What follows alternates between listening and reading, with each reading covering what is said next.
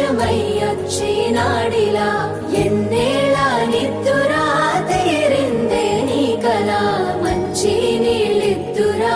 ఎదురుండే నీ దొరా ఎదురు సూపులకు ఎర్రగైనవి కళ్ళు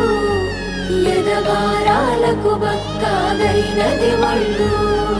కడిగినవే కన్నీటితో తన పాదాలు చేతి కందియ పళ్ళు వింటున్నావో పిల్ల ఎన్నెన్ని బాధల్లా